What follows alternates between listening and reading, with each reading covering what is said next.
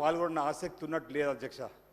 ఈరోజు సభ ఇంత అర్థవంతంగా గత ప్రభుత్వ పనితీరు పైన బడ్జెట్లో వాళ్ళకి అవకాశం మీరు హాఫ్ అన్ అవర్ అంటే వాళ్ళు 1 అవర్ అన్నారు, మీరు 1 అవర్ ఇచ్చినా వారు మాట్లాడడంలో రాజకీయాల కోసం మాట్లాడిన తప్ప మరొకటి కాదు.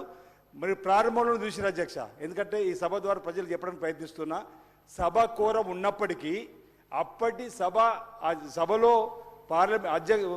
మంత్రిగా ఉన్నటువంటి వారు ఇక్కడ కౌంట్ చేస్తున్న అధ్యక్ష మమ్మల్ని. మేము ఉన్నాం ఇక్కడ 18 మంది ఉన్నాము, ఎంఐఎం వాళ్ళు ఉన్నారు, బీజేపీ వాళ్ళు ఉన్నారు. కోరం ఉన్నప్పటికీ కూడా వాళ్ళు కావాలని మొదలే సభను బదనం చేద్దామని బయటకు పోయారు అధ్యక్ష. మీరు వచ్చిరు సభ నడుపుతున్న తీరులో నేను గమనిస్తున్న అధ్యక్ష, ఆ తెర చాట్ నుంచి ఇట్లా చూస్తూ పిల్లలు చూసినట్టుగా సభ జరుగుద్దా వాయిదా పడుద్దని. మీరు సభ జరిపి మొదలుపెట్టినాక మళ్ళీ వచ్చిరు అధ్యక్ష. నేను చూడరు అధ్యక్ష, అబద్ధం కాదు, పిల్ల చేష్టలు ఇట్లా చూస్తున్నారు అధ్యక్ష.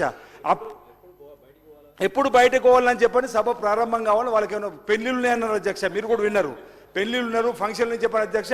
వాళ్ళు కావాలని ఈరోజు గౌరవ ముఖ్యమంత్రి గారు రాకట్టే ముందు బీసీ సంక్షేమ శాఖ మంత్రులుగా పొన్నం ప్రభాకర్ గారు మాట్లాడితే వారిని కూర్చోమంటారు, వారిని మిమ్మల్ని చైర్ను పట్టుకొని ఓయ్ ఓయ్ అంటారు అధ్యక్ష. మీరు చూడండి, ఓయ్ ఓయ్ అంటారు. ఇదేం సంప్రదాయం? ఇంకా వాళ్ళ రాజ్యం ఉన్నది అనుకుంటారు అధ్యక్ష. ఇది కరెక్ట్ కాదు. గౌరవ ముఖ్యమంత్రి గారు వచ్చి వారు మాట్లాడిన మాటలు నిన్న నల్గొండ సభలో అహంకారం, దురహంకారం అధ్యక్ష. రెండు చెప్తున్నారు ఇక్కడ, దురహంకారంతో మాట్లాడుతూ దురహంకారంతో మాట్లాడుతూ. ఇది పద్ధతి కాదు అధ్యక్ష. నేను నల్గొండ సభలో గౌరవ ముఖ్యమంత్రిని పట్టుకొని వారు మాట్లాడిన మాటలు తీరు ఏమున్నాయి అధ్యక్ష? ఈరోజు ప్రజలందరూ కూడా చిత్కరించి మీ నియంత్రణతో పోకడ్లు, మీ దురహంకారం పట్టుకొని మేము ప్రజలు పక్కన పెట్టి 2 మాసాలు కాలేదు, ఇంకా మీ అధికారుల నుంచి చెప్పినటువంటి గౌరవ ముఖ్యమంత్రిని పట్టుకొని మాట్లాడే అధ్యక్ష. అవి సభలోకం రారు అర్థవంతం. గౌరవ ముఖ్యమంత్రి పదే చెప్తున్నారు, ప్రతిపక్ష నాయకుడు రావాలి, వారు సలహాలు ఇవ్వాలి, అనుభవజ్ఞులు చెప్పని. కానీ వీల్ చైర్లో సానుభూతి పొందడానికి కోసం మాత్రం ఈరోజు నల్గొండకు వెళ్ళి ఈరోజు మాట్లాడిన కూడా ప్రజలు గమనిస్తున్నారు అధ్యక్ష. నిన్నటి రోజు వారు మాట్లాడిన తీరు, మొన్నటి రోజు మాట్లాడిన తీరు, ఈరోజు వారి యొక్క ఆలోచన విధానం మీరు చెప్పడానికి ప్రయత్నిస్తున్నారు. ఇది సరైన పద్ధతి కాదు అనేటువంటి మాట సందర్భంగా చెప్తూ, మా జిల్లాకు సంబంధించి నేను ఒకటే విషయం అడుగుతున్నా అధ్యక్ష. 10వ ప్యాకేజ్ పూర్తి అవుతుంది, 11వ ప్యాకేజ్ పూర్తి అవుతుంది, 9వ ప్యాకేజ్ అపరిమాణం పూర్తి కలదు అధ్యక్ష. కానీ ఇక్కడ మాత్రం వారు మా జిల్లాకి ఇంత అభివృద్ధి చేసినామని చెప్తున్నారు. మా దగ్గర ఎల్లంపల్లి ప్రాజెక్ట్, శ్రీపాద సాగర్ వారి పేరు ప్రాజెక్టులో హరీష్ రావు నీలం మంత్రి హోదాలో వచ్చి 176 కోట్లతో పునాది వేసింది అధ్యక్ష. 6 ఏళ్ళైనా పూర్తి కలదు అధ్యక్ష, కుడి ఎడమ కాలంలో. అదే గౌరవ ముఖ్యమంత్రి గారు వారు పిసిసి అధ్యక్షుడు వచ్చిన తర్వాత ఇప్పుడు పనులు కావాలంటే వారు ఆదేశాలు ఇచ్చి పనులు చేయమని. కలిగొడ సురం project, Maripalli project, Lachapeta project, Yellampalli project నుంచి రాజధాని సిరిసిల్ల జిల్లాలో అపరిమాణ ప్రాజెక్టు పట్టించుకోలేరు. ఈరోజు శ్రీపాద సాగర్ ప్రాజెక్టు పట్టించుకో వాళ్ళు ఈరోజు గొప్ప చెప్తున్నారు అధ్యక్ష. గౌరవేల్ ప్రాజెక్టు 500 కోట్లు కావాలి ఇంకా అధ్యక్ష. ట్రయల్ రన్ అయిందని గొప్ప చెప్తున్నారు, మలక్పేట ట్రయల్ రన్ అయిందని గొప్ప చెప్తున్నారు కేటీఆర్ గారు. అవన్నీ కూడా వాళ్ళ ఆర్థికంగా ఎదగడానికి కోసం చేసేటువంటి కార్యక్రమాలు జరిగింది తప్ప నిజంగా రైతులకు ఒక్క ఎకరాకు నీళ్ళు ఇవ్వలేదు అధ్యక్ష. వీరు అపరిమాణానికి ఎక్కడి నుంచో నీళ్ళు వచ్చిన మేము ఎర్ర టెండర్లు ఇస్తున్నారు. అసలు అపరిమాణం ఎక్కడి నుంచి నీళ్ళు ఇవ్వాలి అధ్యక్ష? ఇక మలక్పేట నుంచి పైకి వెళ్ళాలి. కానీ ముఖ్య ఎక్కడ ఉందంటే ఇలా ఉందన్నట్టు 10వ ప్యాకేజ్ 11వ ప్యాకేజీ మేము నీళ్ళు ఇచ్చిన చెప్పి గొప్ప చెప్తున్నారు అధ్యక్ష. ఈయన అసమర్థత వల్ల 9వ ప్యాకేజీ అపరిమాణం ఎందుకు పూర్తి కాలం సమానం చెప్పాలి? ఎల్లంపల్లి ప్రాజెక్టు ద్వారా వేరే నియోజకవర్గం నీళ్ళు ఇవ్వడంలో ఎందుకు విఫలమని చెప్పాలి? ఈరోజు బలహీన వర్గాల మంత్రిని పట్టుకొని, గౌరవ ముఖ్యమంత్రిని పట్టుకొని ఈ విధంగా వీళ్ళు మాట్లాడిన మాటలు సరైనది కాదు. అసలు వాళ్ళకి ఈరోజు చర్చలో పాల్గొనాలన్న ఆసక్తి ఉన్నట్టు కూడా మనకు కనిపిస్తుంది. మొదటి కోరం ఉన్నప్పుడు కూడా వాళ్ళు చేసినటువంటిది. దీన్ని మేము ఈరోజు వారి యొక్క ఆలోచన విధానం దయచేసి ప్రజలు గమనించాలని చెప్పి సందర్భం కోరుతున్నాం.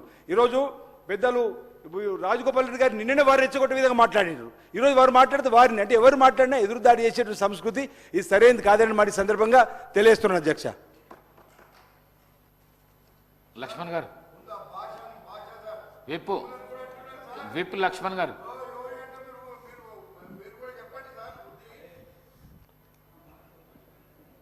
అధ్యక్ష, మొదటిసారి సభలో అవకాశం ఇచ్చినందుకు ధన్యవాదాలు తెలియజేసుకుంటూ, మాకు చాలా బాధాకరం. ఎందుకంటే కరీంనగర్ జిల్లా పరిషత్ చైర్మన్ గారిని పనిచేసినప్పుడు అక్కడ కూర్చున్న శాసనసభ్యులు కూడా జిల్లా పరిషత్లో సభ్యులుగా ఉండేవాళ్ళు.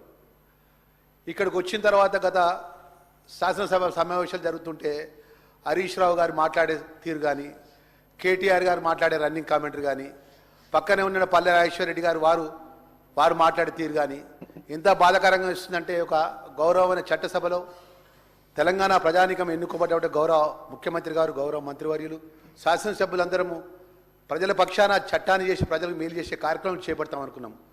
ఎప్పుడు చూసినా కూడా వాళ్ళు మాట్లాడే మాటలు ఏంటంటే, మనం మాట్లాడిన మాటలకు కౌంటర్ ఏ విధంగా ఇవ్వాలి, మళ్ళీ ఏ విధంగా ఇబ్బంది పెట్టాలి, మీరు ఇచ్చినటువంటి గ్యారంటీ పథకాలు ఎప్పుడు అమలు చేస్తారనేటువంటి ఏకవచనంతో మాట్లాడు. ఒక గౌరవ స్పీకర్, ఒక దళిత వర్గానికి చెందిన స్పీకర్ని పట్టుకొని ఏయ్ అని మాట్లాడే బాధ. మా బలైన వర్గాలైనటువంటి మా పొన్నం ప్రభాకర్ గౌడ్ గారు పట్టుకొని నువ్వు కూర్చో అంటాడు కేటీఆర్. మళ్ళీ మాట్లాడతాడు, నా స్నేహితుడు, నా ఉద్యమంలో కలిసి పనిచేసిందని చెప్పి మళ్ళీ మాట్లాడతారు. నిజంగా ఈరోజు వాళ్ళు మాట్లాడే ధోరణి ఏ విధంగా ఉందంటే, నిన్నగాక మొన్న పేపర్లో చూసినాం అధ్యక్ష, 6 మంత్రులకి సమాధానం చెప్పిండు హరీష్ రావు అంటాడు. ఏం హరీష్ రావు సమాధానం చెప్పిండు అధ్యక్ష?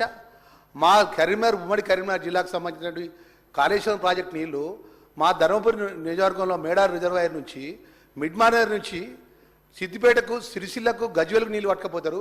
మా కరీంనగర్ జిల్లాకు ఒక్క చుక్క నీళ్ళు రాదు అధ్యక్ష. ఎంత బాధాకరమైన విషయం తెలుసా అధ్యక్ష? వెనుకట శ్రీరామ్ సాగర్ ప్రాజెక్టు సంబంధించిన జవహర్లాల్ శ్రీరామ్ సాగర్ ప్రాజెక్టు ద్వారా మా కరీంనగర్ జిల్లాకు నీళ్ళు వస్తాయి. వరద కాలువ కాంగ్రెస్ పార్టీ హయాంలో కట్టినటువంటి వైఎస్ రాజశేఖర్ కట్టిన వరద కాలువ ద్వారా నీళ్ళు వస్తాయి తప్ప ఈ ఎల్లంపల్లి ప్రాజెక్టు నుంచి మేడారం రిజర్వాయర్, మా కన్నతల్లి రిజర్వాయర్ నుంచి నీళ్లు పట్టుకపోతాడు. అక్కడ హరీష్ రావు వచ్చి, అధ్యక్ష మీరు నమ్మరు అధ్యక్ష, మేడారం రిజర్వాయర్ దగ్గర రాత్రి పడుకున్నాడు.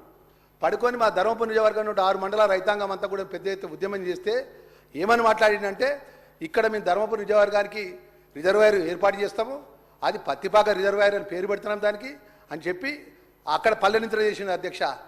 ఒక దొరగారింట్ల పల్లెనింత్ర చేసి ఏం చెప్పిండు, మేము ధర్మారం మండలంకు, వెరగడ్రు మండలానికి, ధర్మపురి నియోజకవర్గానికి తాగునీరు ఇస్తా అని చెప్పని అసెంబ్లీ సాక్షిగా ముఖ్యమంత్రి గారితో ప్రకటన ఇప్పించిండు అధ్యక్ష 2016-17లో. ప్రకటన చేస్తే మేము కూడా అనుకున్నాం మాకు ఇక్కడ రిజర్వాయర్ ఏర్పాటు చేస్తారు, మా ప్రాంతానికి నీళ్ళు వస్తాయి అనుకున్నాం. తీరా రిజర్వాయర్ ఏర్పాటు చేయకునే విషయంలో పట ఆ సమస్య కూడా ఇక్కడ మాట్లాడకుండా మళ్ళీ కాళేశ్వరం లింక్ ట్యూబ్ తీసుకొచ్చే అధ్యక్ష 20,000 కోట్ల రూపాయలతోని సుమారు 1,700 ఎకరాల భూములు